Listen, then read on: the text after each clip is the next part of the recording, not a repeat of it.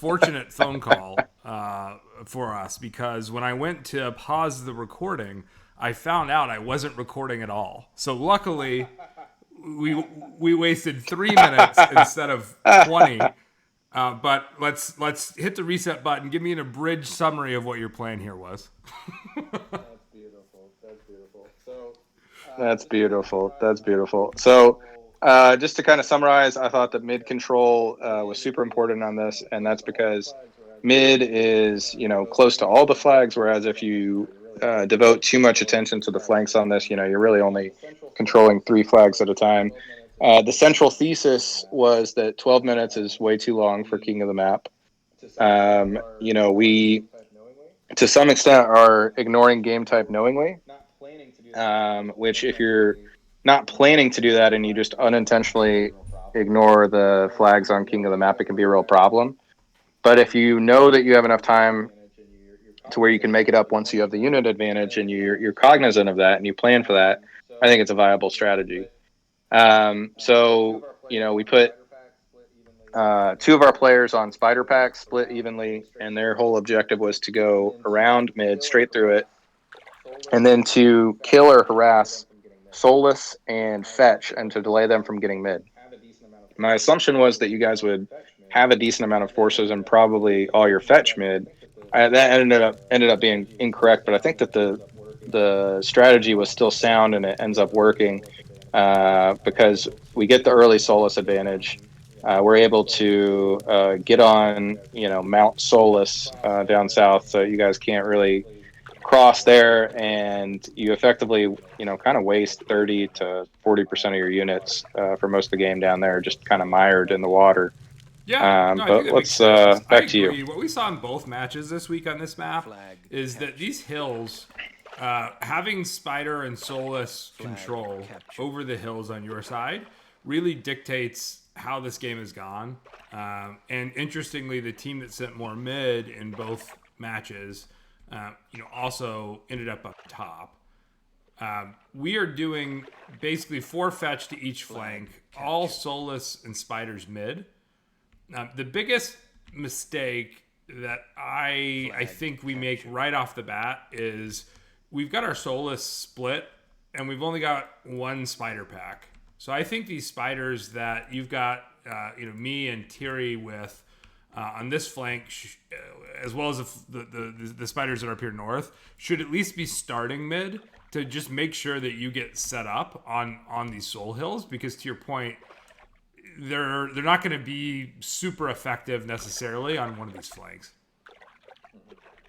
Yeah, we all our spies are mid except hmm for two who are Yeah, tagging. we all our spies are mid So except for I don't know two who are tagging, just to get how what little time we I would can prioritize out of those flags. here because But I even have he to kind of shout at Jaral here because he starts that is to not what delay you're mid, and I'm supposed to like, do. no, Delay that is and not what you try do. to I don't want you to delay. I want you to go force. And straight in Limp there, does a good job of delay any shadowing Solus, and Yep. so Limp does a good job of shadowing Gen X, and these Solus kind of destroy the spider pack. you see But over that's only here. one of the spider MP packs, Phil is not so and as lucky. you can see over here, MP Phil is not so lucky as to have And he finds out real quick. Limp protecting him, Yeah, and he we have finds out real a quick spider on the mid. what spiders can do Gives to us a nice Solus. early percentage And advantage. Gives this us gives us a nice early percentage a advantage. It gives us, we fetch don't even have to worry about your North Soul Hill. We can cross over mid to your north and go and start to it allows do Shad to work come on over them. and double And the then it soul allows pack. Shad So to come over and very, double very the big other play soul from pack. So Jaral right there. very, very Jaral big play straight from Ja Rule right there. Oh And I wow, think Ja Rule actually leads us impressive. in damage this game. Yeah, I know, right? So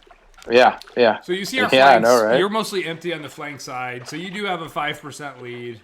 You're also up a flag, and as we have no soul presence here, our north now has to worry about you guys basically in our backfield. We'd asked about collapsing back mid, but it was a very intentional decision for us to ignore mid, which in theory could work, but I think you'd have to have all of your soulless alive to really have any kind of a shot.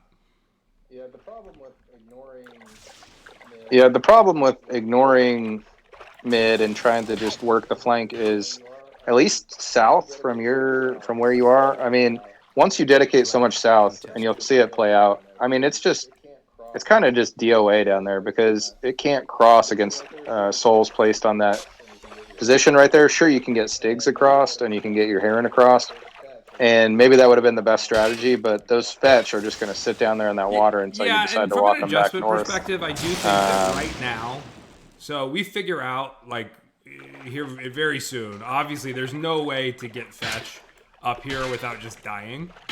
So I give Tiri some of my melee units. I should just be running. I should take these 2 fetch from Tiri, and we should just go try to fight a Dren. Because you're right. From the rest of this game forward, these fetch are basically wasted down here, and we end up losing control. Whereas, again, if this is reinforced with 4 fetch, at least then it's a fair fight. Yeah. Well, I'm getting called again. I'll Let keep me doing switch back over. I'll be back. Dr. Clank has switched back over. He's busy saving lives. Someone's got to do it. We're lucky that he took a break. I think he actually had a patient on the operating table. Just kidding. He would never do such a thing. I'm just kidding, Mr. Clank.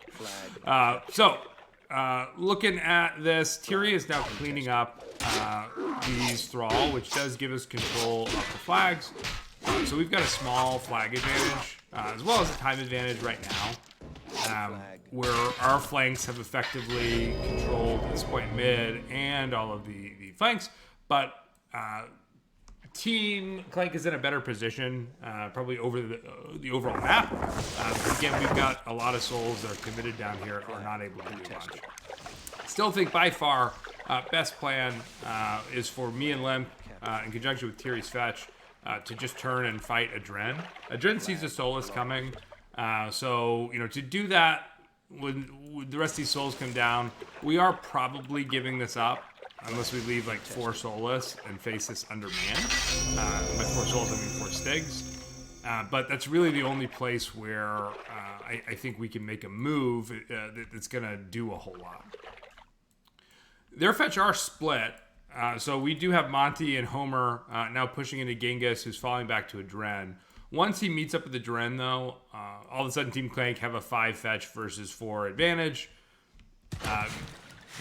The other complaint by Jaw. So it's not surprising that Jaw ended up with a ton of damage. He's taken out at least 7 or 8 Soulless, if not more. It does go down here, but I would say a job well done for him for sure. Paris does shift back south to deal with Tiri. Because we weren't able to get those fetch across, he's now got to back up. That's where this would have run into some trouble. Maybe we again, I still think, though, trying to come back here and get a pinch was the best play. We would have just been forced. You back? All right. Yeah, Let me make sure that my headphones are on here. I speculated that maybe you had a patient on the operating table while we were talking, but then I quickly clarified that you would never do that. Flag captured. You never know. So, just to catch you up, so Dren and LSO have merged forces here in the Northwest. They're now up 5 fetch to 3. South is still very contained. Paris did split back south to push Tiri's melee back across. And at this point, we're not dying south. We're in an okay spot, but we're not in a position to help this force, which is basically doomed from this point forward. So we've already kind of reached. We've already kind of reached and seen the results of probably the biggest decision I had to make in the game, which was when a Dren was pushing south towards your southwest flag. And, and I tell him, I see that LSO is getting rushed up north. He's about, I think, 3 or 4 fetch against 2. And I had already sent Paris back across mid to kind of wall off the south crossing. And so the decision there is, do you tell Adren to go pinch you and Tiri, or do we try to see if we can save LSO?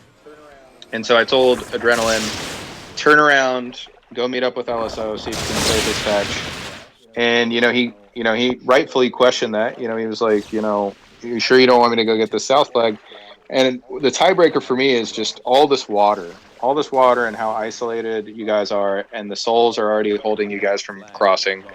So I would rather have Paris's 2 fetch and very little melee try to hold versus you with these souls there with you mired in the water than to lose LSO's fetch up north, which are free to run around, have all the space around them. If we win north, we have access to 5 or 6 flags compared to the relatively few flags south. So that was just kind of my line of thinking. Like we talked about, had we shifted our fetch back up north, in theory, it would have been more of a race to see who pinches first. Does Adrin get to LSO, with enough time to kill our north before our south fetch catch up? But we would have had to give up this flag. Right? I still don't know, from a game type perspective, it's not going to help us a ton, but it at least puts us in a spot where we could maybe have a BC fight that's close.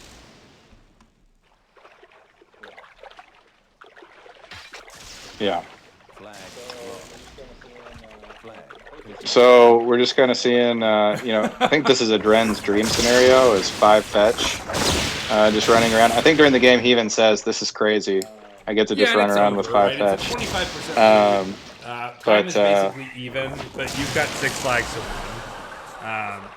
There's nothing to be done at this point. So I guess my question for you is, how much of this game in particular do you think was decided by your team's kind of deflated morale? If you listen to our voice, there was zero raging or even like bitching or like even passive aggressive chat, right? It was all pretty chill, to be honest. So I think the soulless advantage on your side that you gained early, Jarl, while you were off on your other call, had another nice spider rush on some more souls. I think he took out 10 souls by himself. So I think that was huge. And then, I'd love to blame us being like deflated for staying south, but lack of in-game adjustments has been a central theme for all 5 games. So I can't say that, if we'd been in game 1, we would have made the right call there. Because as we saw in game 1, we did not do that. Yeah. I think the in-game adjustments and then just kind of realizing which part of the map is the most important. What are the points that you have to control? Where would you be wasting percentage if you emphasize too much time in that spot, that sort of stuff. And so I kind of look forward to how you guys respond this weekend, tomorrow, and, kind of how you change your tactics and stuff. Because you guys are definitely going against one of the, self-styled best captains in Myth, for sure. Well, I think we'll see how that goes. That roster has the best 8 players that they can field at any given time, right? So whether it was Rat King captaining or someone else, frankly, I still think that team would be one of the favorites, if not the favorite. I'll say for our team, everyone seems excited to show up. So again, no one's taken the ball and gone home. We're looking forward to giving it a good run, and really, anything can happen at this point. A 4-1 or a 5-0 for our team would actually put us in really strong position to go to the finals still. Anything other than that, obviously it looks rough for our team. But, there's a 3rd place match as well. So worst case, everyone involved is going to get, 2 more matches of Tournament Myth, which is 2 more than I thought I would get in the rest of my life if you'd asked me, March 1st. Yeah. I can't even, on a list of 100 priorities, March 1st, I don't know where Myth would be. So what about your match? So I don't know if it would make the list. Give me some thoughts on your match and a prediction for how you think it's going to go this weekend. Yeah, I certainly don't want to give anything away. But the maps this week are certainly a lot more straightforward. Like, you can't do anything super crazy on any of them. The one that has a weird game type is Nut, so you can't really affect too much with your trade. Really, if you do the math, we're sitting at 6 wins. You guys and the other team are sitting at 3, and then Rat King's team sitting at 8. So we're in a good position. And considering that one of the teams that has 3 wins is going up against the 8-win team, I mean, for them to, they would have to go you guys would have to go 5-0 against Rat King's team to really cause a problem for us.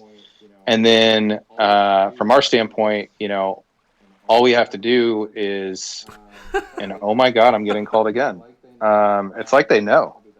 It's like they know. There we go. All right, I'll be back. I mean, as Clank's saying, if you think about the different scenarios, the worst case scenario that's still acceptable for Clank's team to be in a position to advance is, I think, losing 3 games to 2.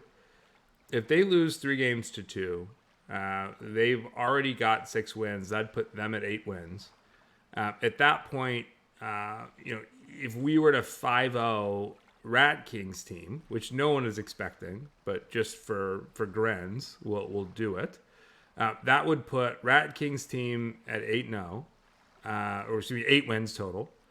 It would put Seeker's team, so my team, at 8 wins. We would have the head-to-head over Rat King, but Clank's team would also have 8 wins, and they'd have the head-to-head tie over us. So I think we would have to come up with a cool tiebreaker scenario on the Grimity if there was a 3-way tie like that. I think he's got something in the rules. Like if it's still tied, it goes down to I don't know. I don't even know what it is, damage or something. What is the? I need to know this. What is the? Yeah, what is the? I need to know this. What is the? Is there a tiebreaker scenario for a 3-way tie? I'm going to pull up the rules page. I know that in general, if there's a 2-way tie, that's easy, right? It's just going to be who won the head-to-head match. So yeah. Kind of go over. So let's just kind of go over the fact that in order for there to be a tie like that, you guys would have to find the most unlikely scenario, the best team in the tournament so far. Tie. That could happen either. It could really only happen one way. So it would be you guys lose 3-2, and we somehow in a feet win 5-0. Yeah. Now if you guys go, if you guys go 1-4, crazier things have happened. You'll still. At that point, you're in trouble. So 1-4, then you're tied at 7 wins with Shyster's team. So either way, and Rat King's team already has 8 wins. So even if they got 0-5'd, they still wouldn't get in. So for you, you need to win 2 games to put yourself in a really good spot. If you win more than 2, obviously, that's just going to put you in it no matter what happens. Yeah, what you really need to happen is you need to 5-0 Rat King, and then you need us to lose 1-4 against the other team. That would be your dream scenario. Though, because we have the head-to-head win over Shyster's team, and they lost to Rat King's team. So in that you're gonna help. Who from your team is gonna dummy for Shysters? Who from your team is gonna dummy for Shysters? I mean, I don't know though. After watching us play, I don't know that would help them go 5-0. You know what I'm saying? I don't know if Shyster or ours are gonna let me or Grim play after the different matches we've seen. Well, from all indications, my team still does. Yeah. Well, from all indications, my team still does not want me to captain. So I'm fighting that on that front, and from the other front. Shyster's difficult to captain against. He always has unique stuff, and he thinks outside the box. Unless I guess it might be Donsky. I think they've been collaborating for them. Shyster and Donsky have been collaborating on strats, and then Shyster, at least in the game that I played, is taking a pretty active role just from a voice perspective and telling people where to go. So it's I think I would describe it as a co-captaining type thing. Yeah. Now, question for you, Clank. I mean, are you gonna throw it out there and let somebody else captain this week and just let the results speak for themselves, or are you putting your foot down and saying you know what, we went 5-0 last week, I'm getting us in the finals, let's go. I mean, I can see both. I can see both arguments. From the standpoint of the top 4 players on our team or whatever. They think, this guy, just 2 weeks ago, this guy couldn't even click. How is he going to tell us, what to do? he's been gone for years and years. We've been winning Myth World Cups. Like, where the hell does he get off? I could, run circles around this guy in my sleep. But from the same standpoint, it's like, why are we trying to fix something that's not broken? Basically, we have volatile personalities. Everybody thinks that they know what's best. And so you kind of you can't have like a quiet captain. You can't have somebody that's passive, because they're not going to be able to wrangle these people in. So you need somebody with clear instructions, who's not necessarily trying to be a dick, but he kind of comes off as a dick just because. Well, I mean, yeah, it's just inherent to who he is. It's just his core programming. It's just people aren't going to listen to you unless you make it very clear what you want. If you make it very clear what you want, then they either follow it and succeed or fail, which then it's up to you, for putting them in that position, or they ignore it and they're just outright not listening to you, in which case, you've done everything you can for them.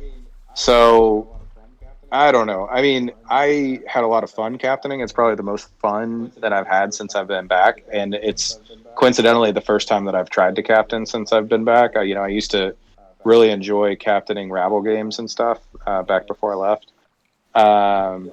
But I feel like the tactics, are still there for me. And, because I'm not, as good of a clicker as some of the guys on my team, I think that it's the best allocation of resources.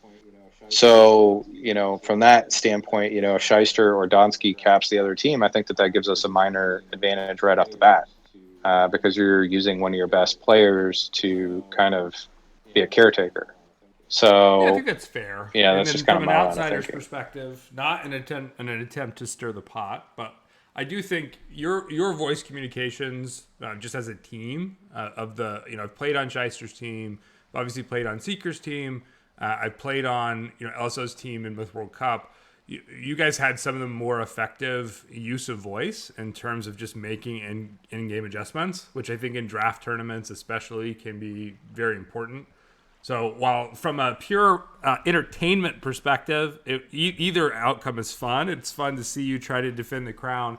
It's also would be really fun to see if someone else can replicate the success that you put up last week. So I'm looking forward to see what happens. Well, something to look at. Yeah. Say we fumble. Well, something to look out for is, say we fumble the first two games.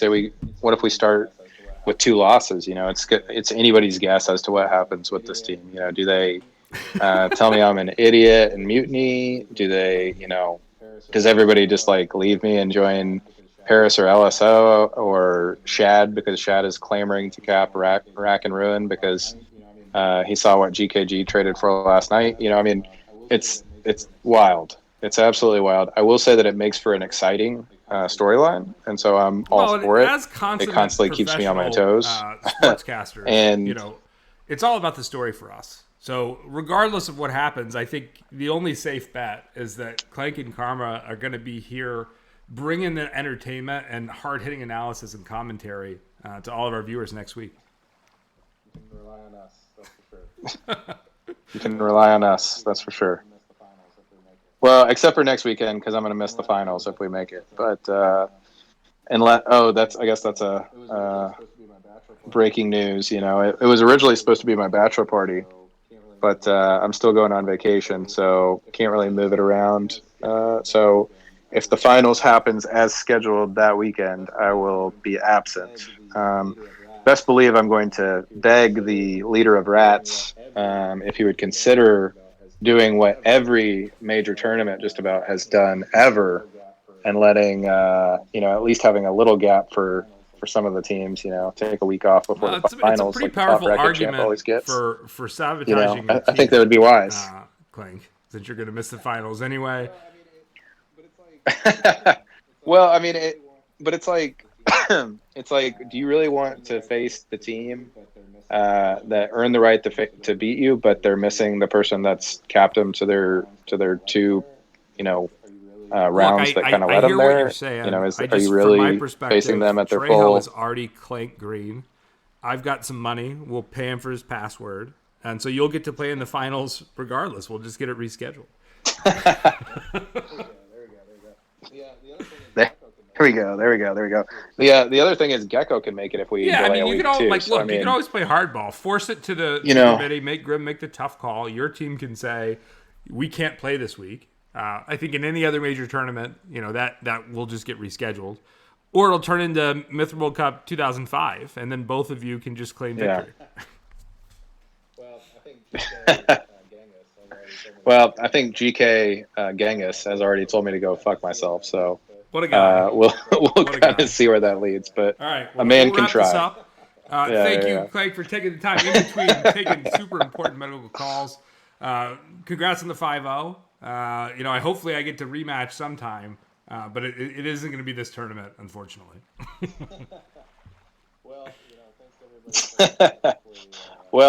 Thanks to everybody for listening. Hopefully it was entertaining, and really look forward to doing more of these with you if possible. So thanks for hosting it, and have